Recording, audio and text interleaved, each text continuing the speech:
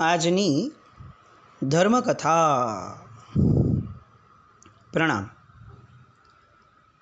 ધર્મકથા જે કથાઓની અંદરમાં આપણને આપણો ધર્મ સમજાય એવી કથાઓ,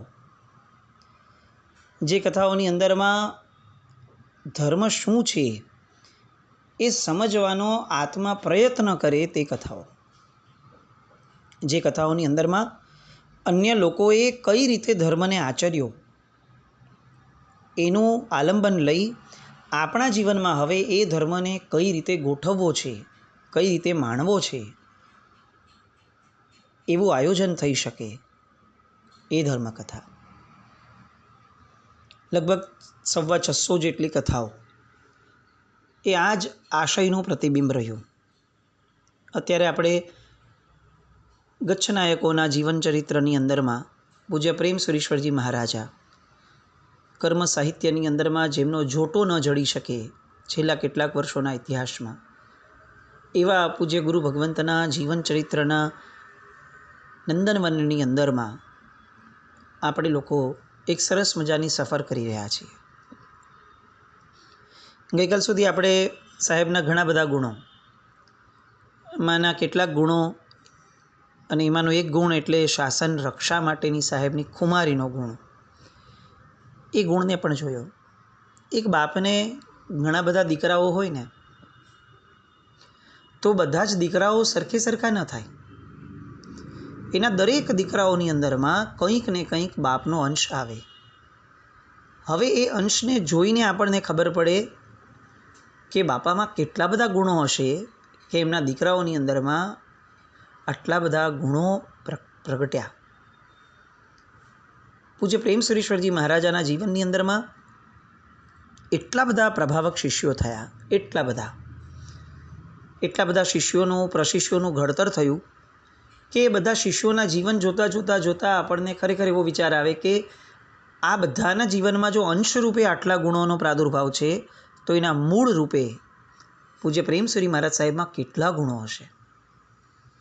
કેટલા નામો લેવા, એમના હાથેથી ઘડતર પામેલા એવા કેટલાય વ્યક્તિઓ. સૌ પ્રથમ આમ શિરતા જ કહી શકાય એવા પૂજ્ય રામચંદ્ર સુરીશ્વરજી મહારાજા.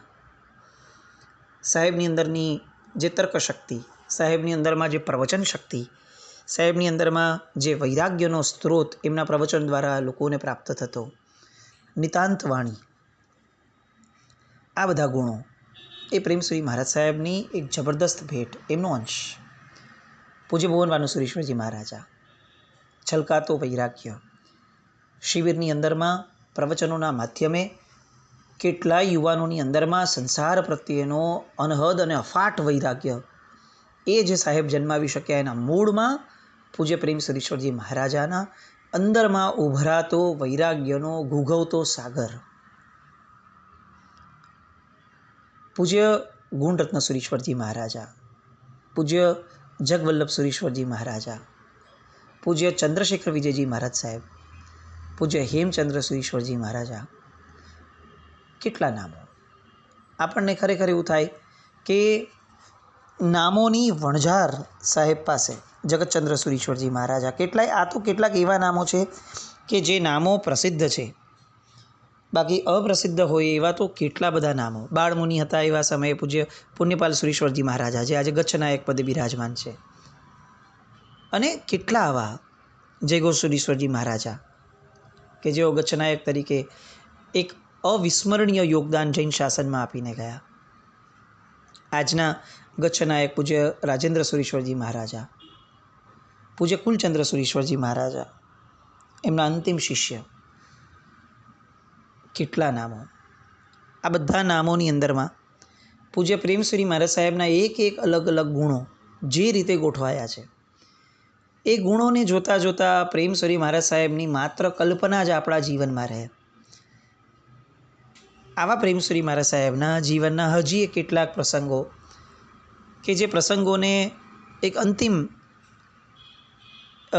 ચરમ જે કહી શકાય એવા છેલ્લા દિવસોની અંદરમાં આપણે માણવા છે.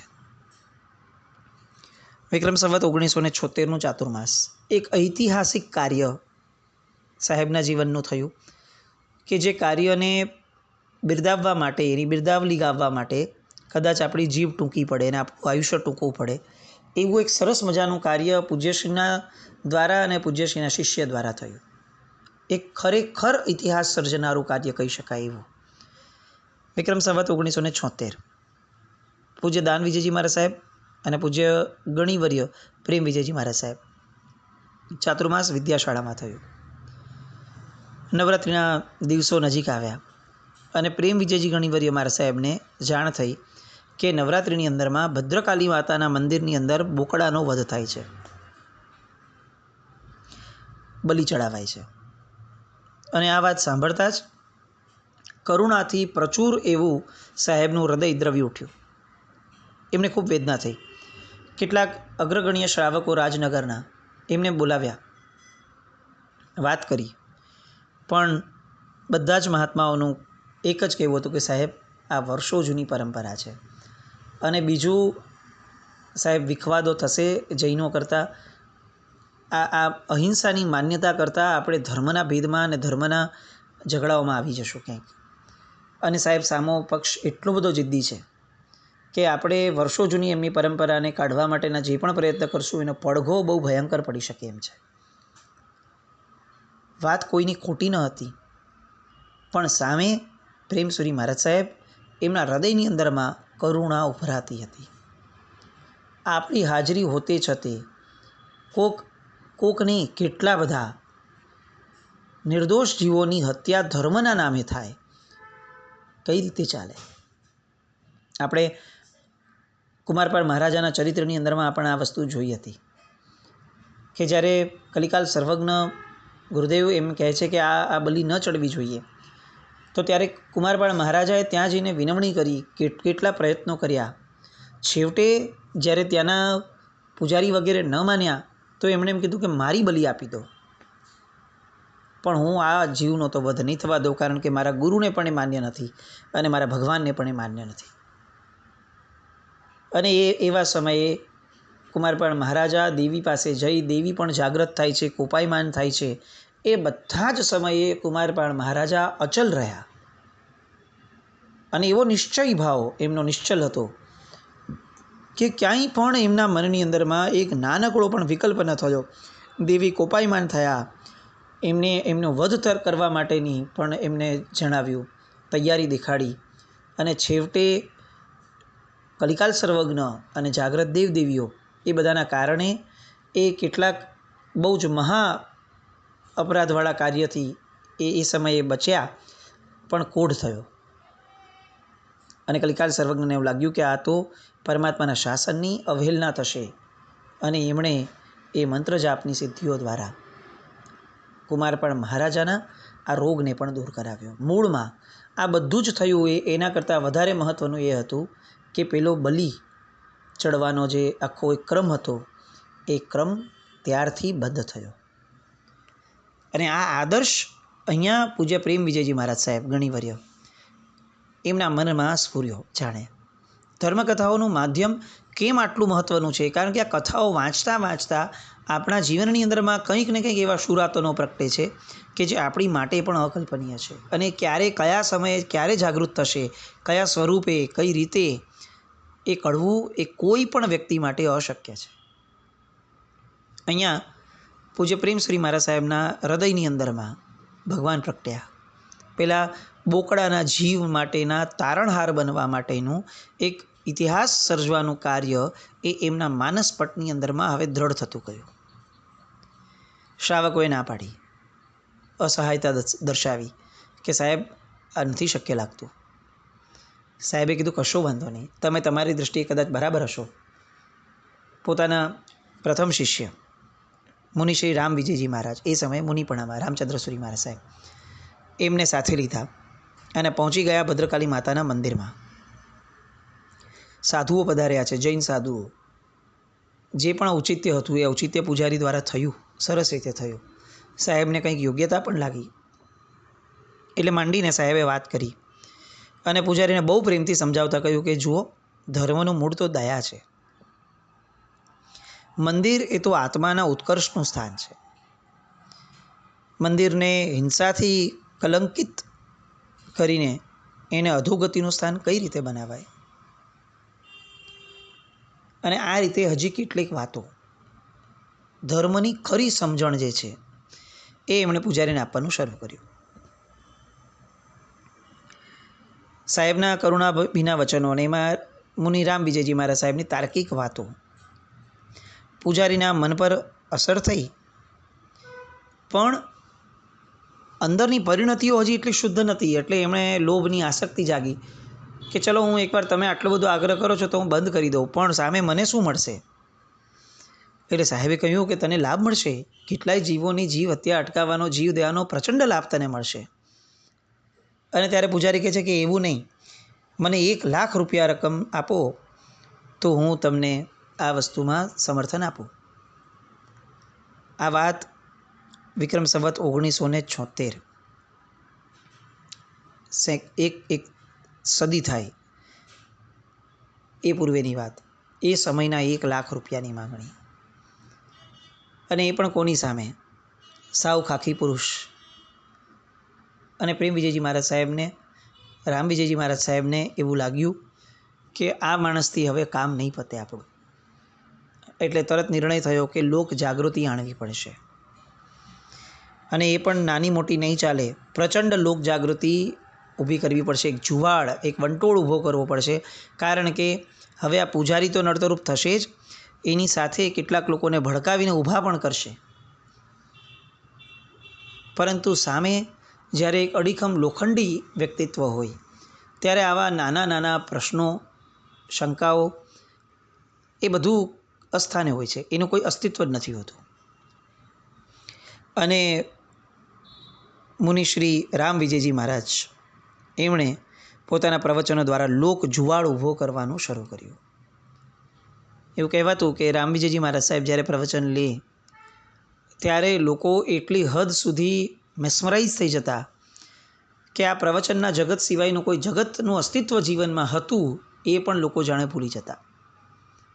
અને એમાં પણ જ્યારે આવી તાર્કિક રીતે હિંસાને લગતી વાતો, ધર્મ અને હિંસા બેઉ સાથે કઈ રીતે શક્ય બને, આ વિષય ઉપર સાહેબના ધડ અલગ અલગ જગ્યાઓએ પ્રવચનો શરૂ થયા. જૈનો, જૈનેતરો બધા જ આવવા લાગ્યા, કારણ કે આ બધાને આ પ્રવચનો માટેની એક જે ધારા હતી એ ધારા સ્પર્શતી હતી. દિવસો વીતતા ગયા અને બલિનો જે દિવસ હતો એ દિવસ આવી પહોંચ્યો. સાહેબ બંને મહાત્માઓ શિષ્ય પરિવાર સાથે ત્યાં હાજર. અને અહીંયા ખરી કસોટી હતી કે અત્યાર સુધીમાં જે જુવાળ ઊભો થયો છે એ જુવાળ લોકો સુધી પહોંચ્યો છે કે નહીં, અને લોકોમાં એ સત્વ ઊભું કરી શકાયું છે કે નહીં. સમજણ કદાચ ઊભી કરી શકાય, પણ હવે એ સત્વ સુધી પહોંચવું જોઈએ કે એ લોકો જઈ અને આ વિધિને અટકાવે. અને એ ખરેખર દાવ લાગ્યો હતો, દાવ પર મુકાઈ હતી સાહેબની બધી જ પરિશ્રમની ધારા. દિવસ આવ્યો, જંગી જનમેદની ચારે બાજુએ પથરાઈ હતી.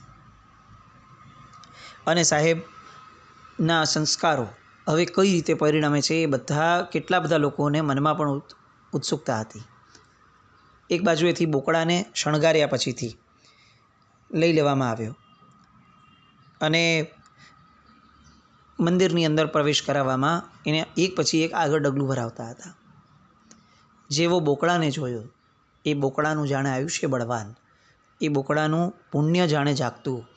અને પૂજ્ય પ્રેમ વિજયજી મહારાજ, પૂજ્ય રામ વિજયજી મહારાજ સાહેબ, આ બધાનો અંદરનો એક ભાવ, એ સંકલ્પ, એની જે દ્રઢતા, એના પડઘા કુદરતને ઝીલ્યા, એના પડઘા પ્રકૃતિએ જાણે ઝીલ્યા હોય એ રીતે પ્રાકૃતિક રીતે લોકો સ્વયંભૂ પોતાની રીતે વિરોધ કરતા શરૂ થયા.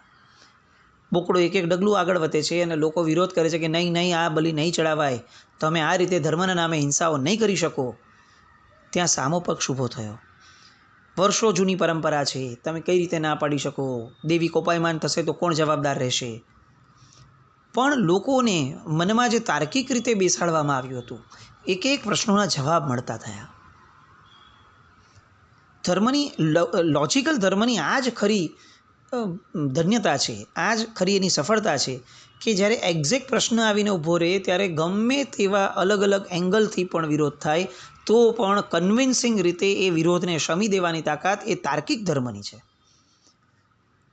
અને અહીંયા એ રામ વિજયજી મહારાજ સાહેબનો તર્ક, અજોડ તર્ક, એ અહીંયા એ પરાકાષ્ઠા ઉપર આવીને ઊભો રહ્યો.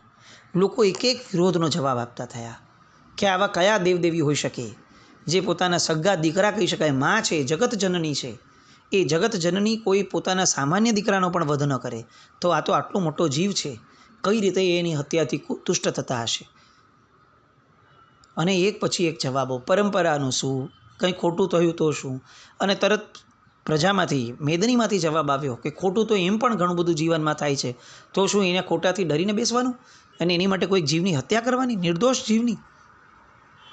પેલો પૂજારી વચ્ચે પડ્યો, કારણ કે એને પણ ખ્યાલમાં હતું કે આ ક્યાંથી બધા સૂર રેલાયા છે. અને એણે એમ કીધું કે ઇતરોની માન્યતા અહીંયા નહીં કરો, આ આપણું સનાતન ધર્મનું છે, આપણે કોઈ જૈન ધર્મી નથી, આપણે કેમ એમની વાતો માનવાની. અને ત્યારે એમના જ ધર્મના લોકોમાંથી પણ આ વાત નીકળી કે અહિંસાનો ઉપદેશ તો આ ધર્મમાં પણ એટલો જ છે, તમે ધર્મના નામે ઝઘડાવાની વાત નહીં કરો. એટલો બધો પ્રચંડ વિરોધનો એ સમયે માહોલ સર્જાયો. અને ખૂણામાં બેઠેલા બે મહાપુરુષો જાણે પોતે સર્જેલું એક આખું સરસ મજાનું આ નાટક, કે જે નાટકનો અંત એક સફળતમ થવાનો હતો, સફળતમ અંક તરીકે જે પુરવાર થવાનું હતું, એવું આ દ્રશ્ય એને બહુ જ ગંભીરતાથી જોઈ રહ્યા છે. એમના સિંચેલા તમામ કાર્યો, સંસ્કારો એ અહીંયા ઉગી નીકળેલા છે. અને એટલે પૂજારી પણ ઢીલો પડ્યો. ત્યાં કેટલાક યુવાનો એ ભાગ્યા મંદિરની દરવાજા પાસે અને મંદિરની પ્રવેશ દ્વારની અંદર ઘૂસી અને તરત જ એમણે જાહેર કર્યું કે અહીંયાથી આગળ હવે અગર આ બોકડાને લઈ જવો હશે તો અમારી લાશ પરથી જવું પડશે. સામો પક્ષ વિરોધ તો કરે છે પણ ધીરે ધીરે ઢીલો થતો જાય છે, કારણ કે વિરોધ પક્ષ બહુ મોટો થવા લાગ્યો.